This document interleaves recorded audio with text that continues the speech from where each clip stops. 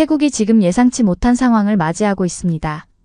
태국 여행업계는 한국 최대 명절 중 하나인 설 연휴를 맞아 최소 2만 명 이상의 한국인 관광객이 태국을 찾을 것으로 기대하고 있었습니다.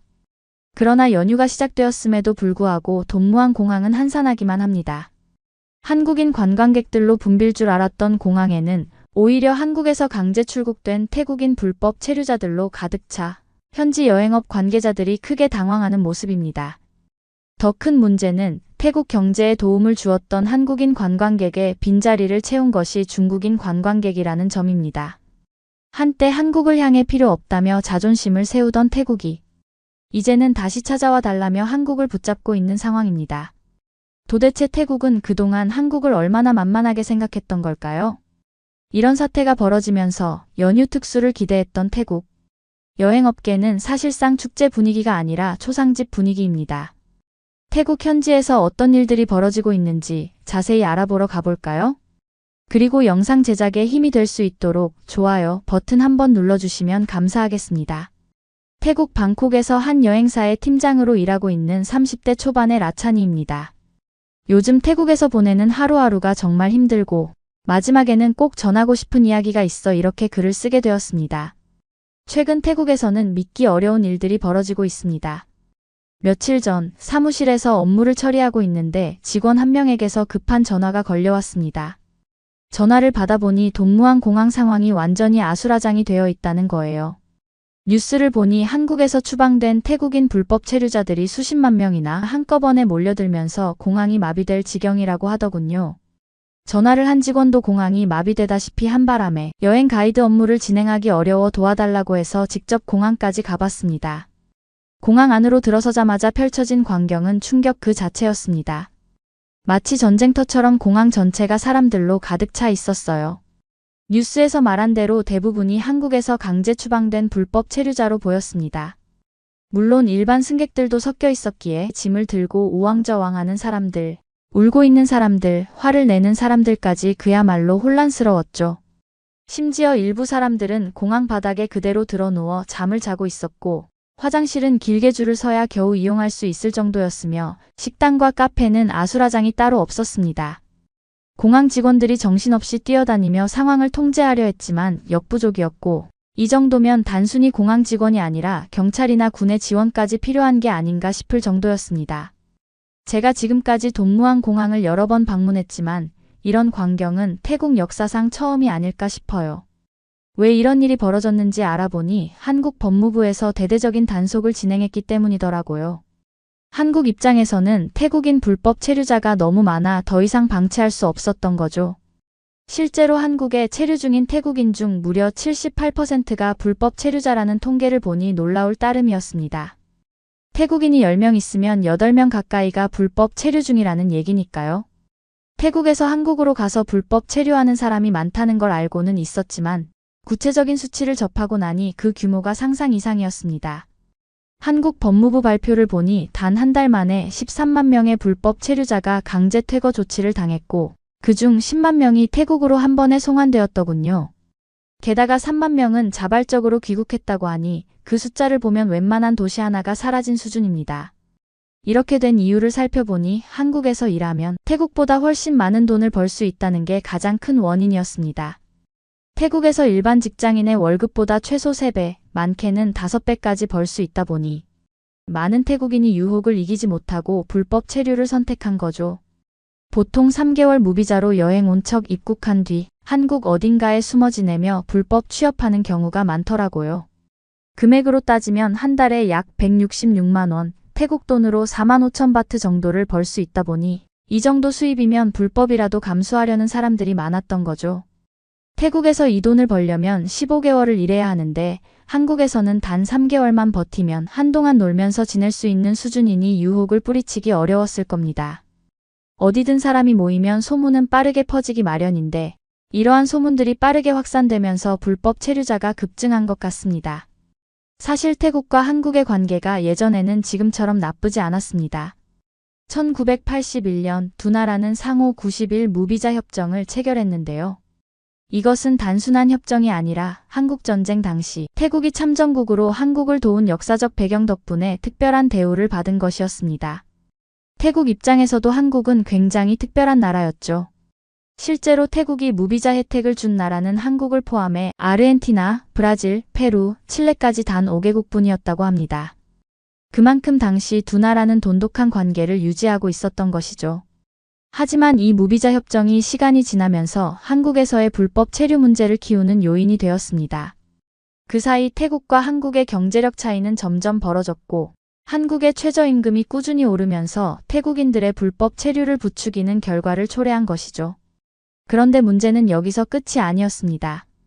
사실 앞서 이야기한 내용도 같은 태국인 입장에서 매우 부끄러운 일이지만 지금부터 말씀드릴 이야기는 더욱 충격적이고 창피한 일입니다.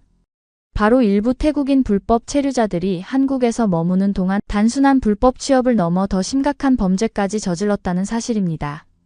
특히 마약 유통 문제는 매우 심각한 수준이었습니다. 작년 10월 한국 경찰이 외국인 노동자로 위장해 공장, 건설, 현장, 농장 등에서 일하면서 밤에는 전국적으로 마약을 유통한 태국인 9명을 검거했다고 발표했습니다. 이들은 SNS를 이용해 한국에 있는 또 다른 태국인 불법 체류자들에게 마약을 판매했다고 하는데요. 정말 어처구니 없는 일이 아닐 수 없습니다. 더 황당한 건 이들이 유통한 마약 중에는 신종 마약도 포함되어 있었다는 점입니다. 도대체 가지가지 한다는 생각이 들 정도였죠. 마약 이름도 공개되었던 것으로 기억하는데 인터넷에 검색해보면 쉽게 찾을 수 있을 겁니다. 한국 경찰 발표에 따르면 이들이 유통한 마약의 가치는 무려 수억 원에 달한다고 합니다. 단순히 몇 명이 저지른 일이 아니라 불법 체류자들 사이에서 조직적으로 이루어진 범죄였던 것이죠. 이런 사건들이 이어지면서 한국 정부가 불법 체류 단속을 강화하고 태국인을 대거 강제 추방한 것도 어찌 보면 당연한 결과였습니다. 그런데도 태국 내에서는 이에 대한 반성을 하기보다는 한국에 대한 반감만 커지는 분위기라 더욱 안타까운 상황입니다. 이것 말고도 또 다른 충격적인 사건이 있었습니다. 지난해 5월 부산에서 열린 태국 가수의 콘서트장에서 무려 83명의 불법 체류자가 한꺼번에 적발되었다고 하더군요. 당시 콘서트 관람 인원은 약 2,500명이었는데 그중 120명 가까이가 불법 체류자였다고 합니다. 이런 상황이라면 한국 정부 입장에서 강경하게 대응할 수밖에 없었겠죠.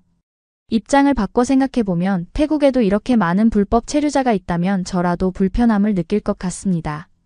그런데 더 충격적인 사실이 있었습니다.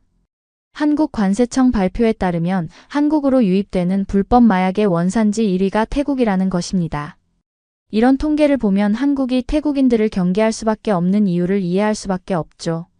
이 정도면 없던 선입견도 생길 수준이니까요. 하지만 태국인들이 모두 이런 나쁜 사람들만 있는 것은 아닙니다.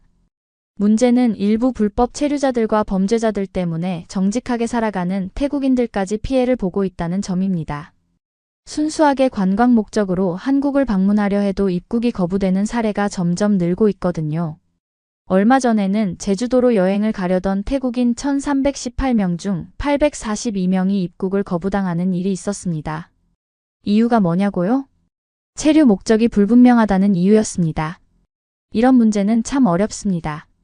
한국 입장에서는 불법 체류 문제를 막아야 하고 태국 입장에서는 선량한 여행객들이 피해를 보는 현실이 답답할 수밖에 없죠. 게다가 이렇게 어렵게 입국 심사를 통과한 태국인 관광객 중 25%가 한국에서 행방불명된다는 통계도 있었습니다. 이는 앞서 말씀드린 것처럼 몰래 불법 취업을 하기 위해서일 가능성이 높겠죠. 이런 상황이 반복되다 보니 한국 정부가 태국인들의 입국을 점점 더 까다롭게 만든 것도 이해가 갑니다. 태국인들 사이에서도 불법 체류 문제가 심각하다는 것은 공공연한 사실이거든요. 실제로 2015년에는 태국인 불법 체류자가 약 5만 2천 명이었는데 지난해 9월에는 15만 7천 명으로 무려 3배나 증가했다고 합니다. 이런 식으로 계속해서 불법 체류자가 늘어나자 한국 정부도 더 강력한 조치를 취할 수밖에 없었죠. 현재 한국 정부는 입국 심사를 강화하고 체류 기간을 초과한 사람들을 적극적으로 찾아내는 등 불법 체류자 단속을 강화하고 있습니다.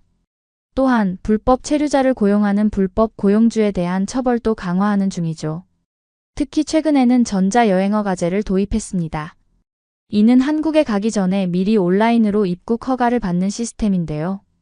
이 제도를 통해 불법 체류 가능성이 있는 사람들을 미리 걸러내려는 목적이 있습니다. 하지만 이 제도 때문에 정말 관광만 하려는 선량한 태국인들도 불편함을 겪고 있는 상황입니다. 여행을 가고 싶어도 입국 심사가 까다로워져 많은 사람들이 한국 방문을 포기하는 경우도 늘어나고 있다고 하더군요. 결국 일부 불법 체류자들과 범죄자들로 인해 선량한 사람들까지 피해를 보는 현실이 안타까울 따름입니다. 그런데 더 큰 문제는 이 사람들이 태국으로 돌아와서 벌이는 행동들입니다.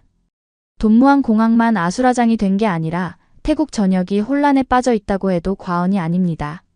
이들이 태국에 돌아와서 보이는 태도는 뻔뻔함 그 자체죠. 어떤 사람들은 자신들이 한국에서 배운 기술이 있는 고급 인력이라며 지나치게 높은 월급을 요구합니다. 하지만 정작 일을 시켜보면 불법으로 일했던 터라 정식 교육도 받지 않았고 기술도 엉망이라고 하더라고요. 말만 그럴듯하게 할 뿐 제대로 된 실력은 없으면서 터무니없는 대우를 요구하는 겁니다. 이뿐만이 아닙니다.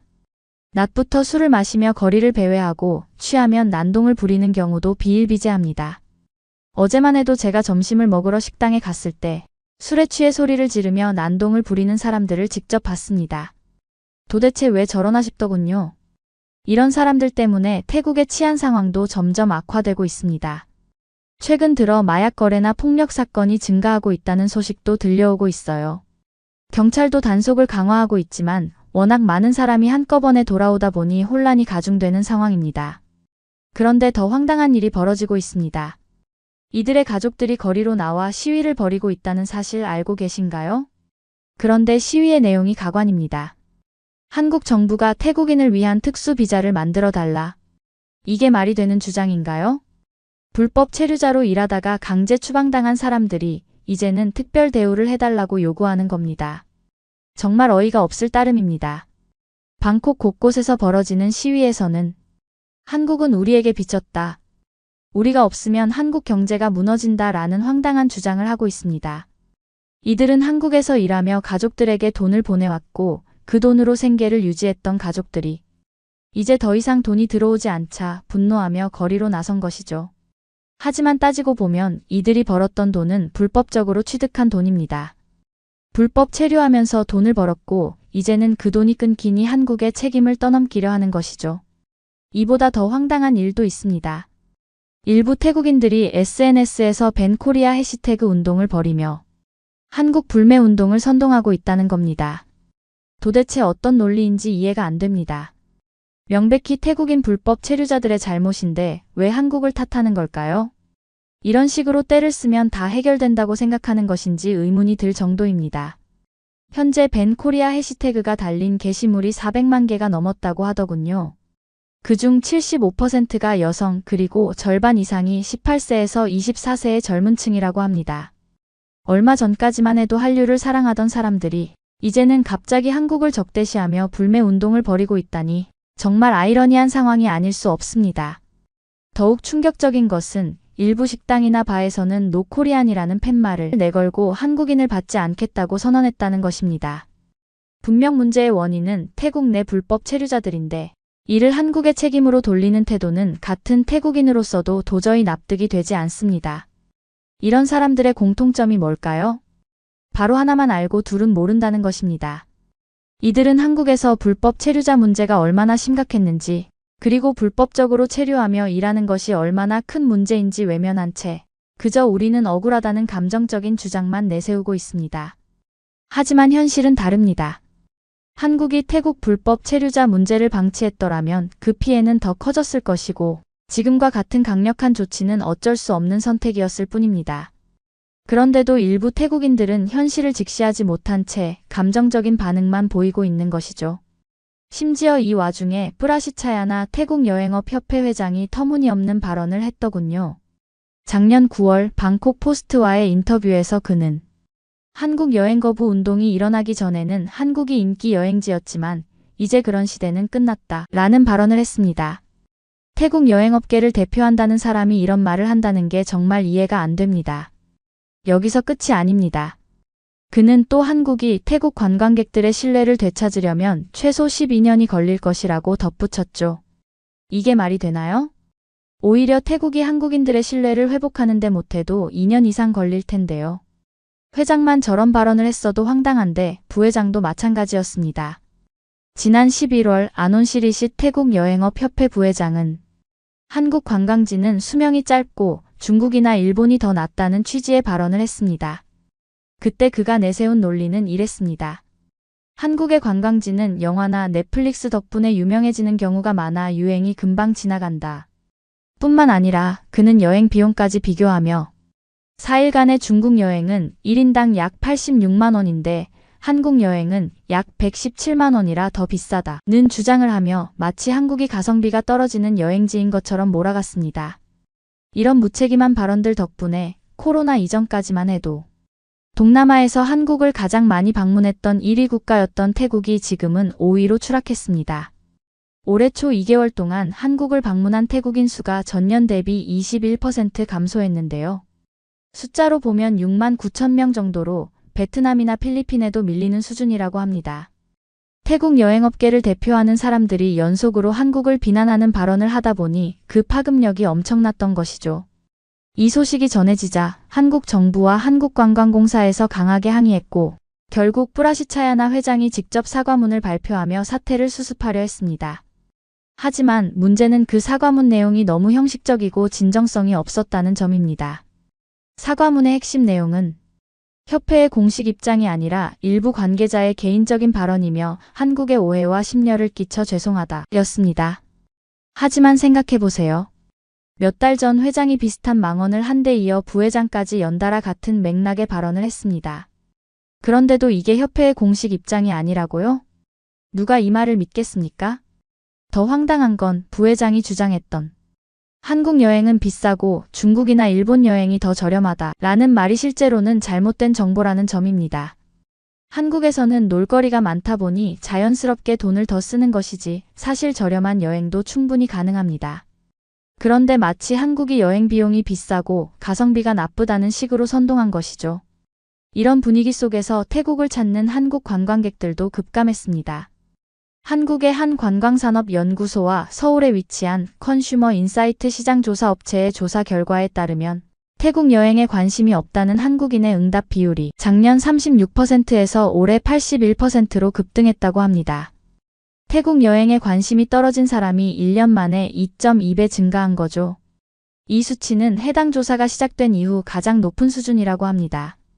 결국 한국과 태국 사이의 갈등이 깊어지면서 여행 산업에도 큰 타격이 생긴 것인데 이 상황을 만든 사람들이 과연 누구인지 생각해보면 답은 명확하지 않나요?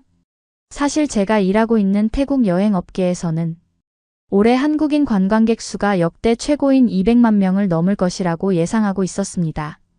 특히 한국의 최대 명절 중 하나인 설 연휴 기간 동안 최소 2만 3천 명의 한국인 관광객이 태국을 방문할 것이라고 기대했죠. 그래서 모든 준비를 마치고 손님들을 맞이할 만반의 준비를 했는데 현실은 정반대의 상황입니다. 설 연휴가 다가왔는데도 불구하고 한국인 관광객은 거의 찾아보기 힘들 정도로 줄어들었습니다. 이런 상황이 계속된다면 태국 관광업계는 심각한 타격을 입을 것이라 걱정됩니다.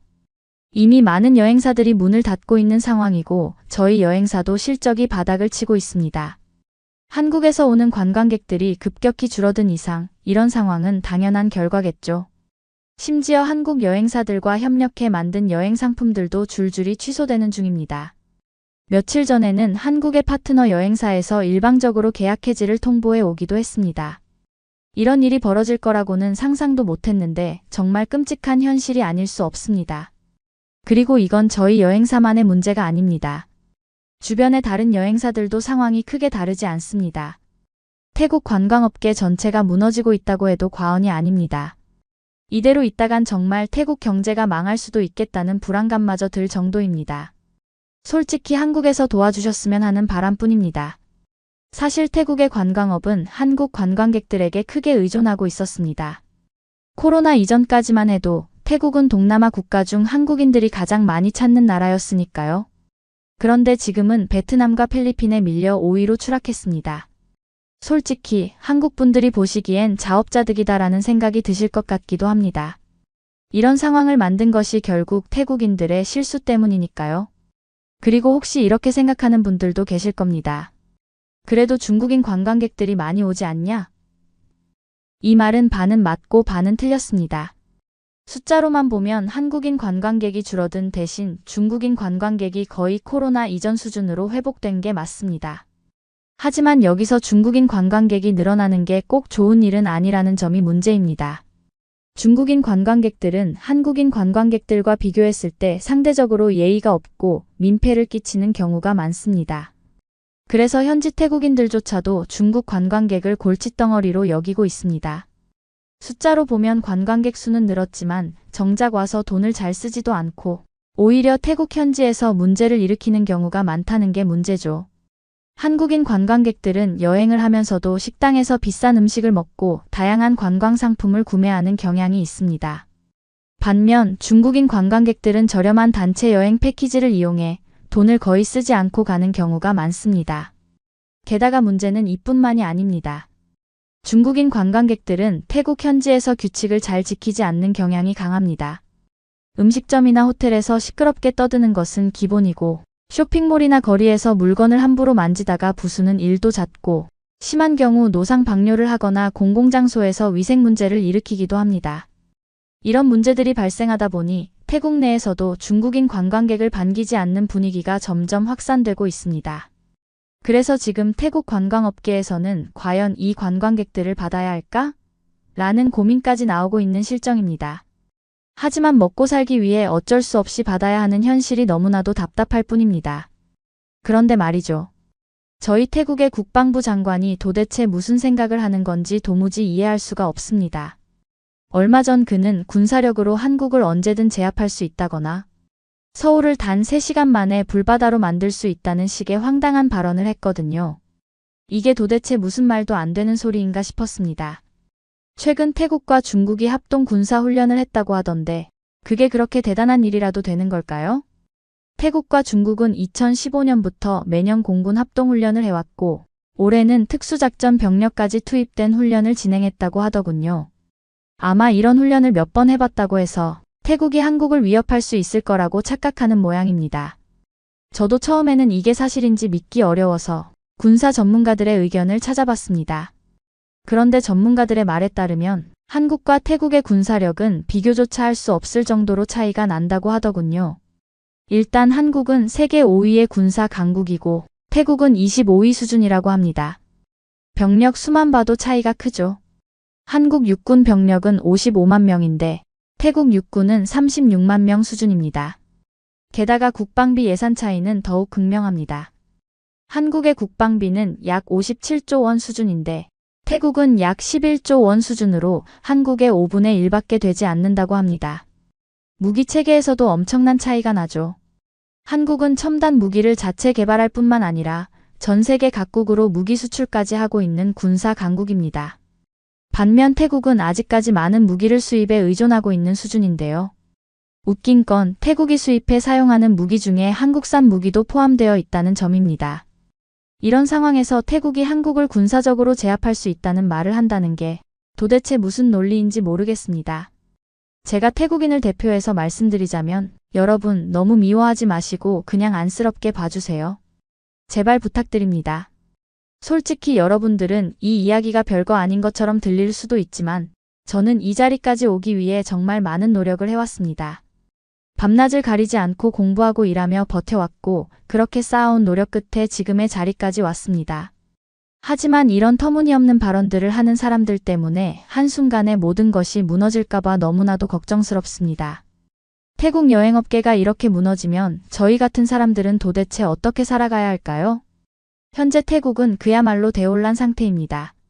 앞서 말씀드렸듯이 한국에서 강제 추방된 불법 체류자들이 대거 돌아오면서 사회 곳곳에서 심각한 문제가 발생하고 있습니다. 범죄율은 폭발적으로 증가했고 실업률도 눈에 띄게 높아졌습니다. 무엇보다도 이들 중 상당수는 한국에서 벌어들인 돈으로 가족들의 생계를 책임지고 있었던 사람들이었기에 이제 그 돈줄이 완전히 끊기면서 태국 경제 전체가 휘청거리고 있습니다. 태국의 농촌 지역에서는 한국에서 번 돈으로 생활하는 가정이 많았습니다. 젊은 사람들이 한국으로 가서 돈을 벌어 가족들에게 보내고 그 돈으로 농사를 짓거나 아이들 학비를 대며 생계를 유지했던 거죠. 그런데 이제 그런 돈줄이 완전히 막히다 보니 많은 가정이 하루아침에 생계가 어려워졌습니다. 농사를 포기해야 하는 곳도 늘고 있고 교육을 중단해야 하는 아이들도 많아지고 있다고 합니다. 방콕 같은 대도시도 상황이 심각합니다. 한국에서 돌아온 사람들이 일자리를 찾지 못해 거리를 배회하는 것은 기본이고 일부는 한국에서 했던 대로 범죄에 손을 대기도 합니다. 특히 한국에서 마약 유통으로 체포됐던 사람들이 태국으로 돌아와서도 똑같은 일을 반복한다는 이야기가 많습니다. 사람은 쉽게 변하지 않는다는 말이 떠오를 정도로 태국 내 마약 관련 범죄가 급증하고 있습니다. 이런 상황에서 태국 정부는 도대체 무엇을 하고 있는 걸까요? 사태를 해결하기 위해 뭔가를 하고 있기는 한 걸까요? 솔직히 말하면 정부가 나서서 문제를 해결하기는커녕 오히려 상황을 더 악화시키고 있는 것처럼 보입니다. 국방부 장관의 터무니없는 발언도 그렇고 여행업협회 임원들의 무책임한 태도도 그렇고 이런 말들이 나오면 나올수록 한국과 태국의 관계는 더 나빠지고 있는 게 현실입니다. 태국 사람들이 이제라도 정신을 차렸으면 좋겠습니다. 우리가 잘못한 걸 솔직하게 인정하고 한국과의 관계를 회복하기 위해 노력하는 것이 먼저 아닐까요? 태국을 진정으로 사랑하는 사람들이라면 분명히 저처럼 생각할 것이라고 믿습니다. 지금 가장 시급한 것은 SNS에서 밴 코리어 같은 해시태그를 달고 한국을 적대하는 행동을 멈추는 것입니다. 이런 행동은 오히려 태국을 더 나쁜 상황으로 몰아넣는 아무런 도움이 되지 않는 바보 같은 짓일 뿐입니다. 더욱이 태국에는 여전히 한국 문화를 사랑하고 한류를 즐기는 사람들이 많은데 그런 사람들까지도 불편하게 만드는 이런 혐오 조장은 도대체 누구를 위한 것일까요? 이 모든 상황을 보면서 저는 태국이 이런 문제를 겪게 된 근본적인 원인이 무엇인지 고민해봤습니다. 그리고 내린 결론은 결국 태국의 경제 상황이 너무나도 심각하기 때문이라는 것이었습니다. 여러분도 아시다시피 태국은 오랫동안 경제 성장이 둔화된 상태였습니다. 그래서 더 나은 기회를 찾아 해외로 나가려는 태국 사람들이 늘어났던 것이고 한국은 그 중에서도 가장 선호하는 나라였습니다. 한국은 경제적으로 발전했고 높은 임금을 받을 수 있는 곳이며 깨끗한 환경과 최첨단 기술이 있는 나라였기 때문입니다. 그러다 보니 한국은 태국인들에게 선망의 대상이 될 수밖에 없었습니다. 하지만 태국이 가진 내부적인 문제를 한국이라는 외국에서 불법적인 방법으로 해결하려고 했던 것은 결국 잘못된 선택이었습니다. 지금과 같은 결과가 나올 수밖에 없었던 것이죠. 태국이 진정으로 앞으로 나아가려면 자신들의 경제를 먼저 발전시키는 것이 가장 중요한 일입니다. 제가 알기로 한국도 전쟁 직후에는 지금의 태국보다도 훨씬 가난했지만 한국 국민들이 엄청난 노력을 해서 지금의 경제 강국이 되었다고 알고 있습니다. 그렇다면 태국에게도 아직 기회가 있지 않을까요? 여러분은 태국이 이 상황을 극복할 수 있다고 생각하시나요? 혹시 조언해 주실 수 있다면 정말 감사하겠습니다. 오늘의 사연은 어떠셨나요? 오늘의 감동 나누기 사연이 의미 있다고 생각하신다면 좋아요를 눌러주세요. 1초밖에 안 걸리지만 좋아요를 한번 눌러주시면 감동 나누기에서 더 좋은 사연을 소개해드리는데 큰 힘이 된답니다. 긴 영상 시청해주셔서 감사합니다. 오늘도 행복한 하루 보내세요.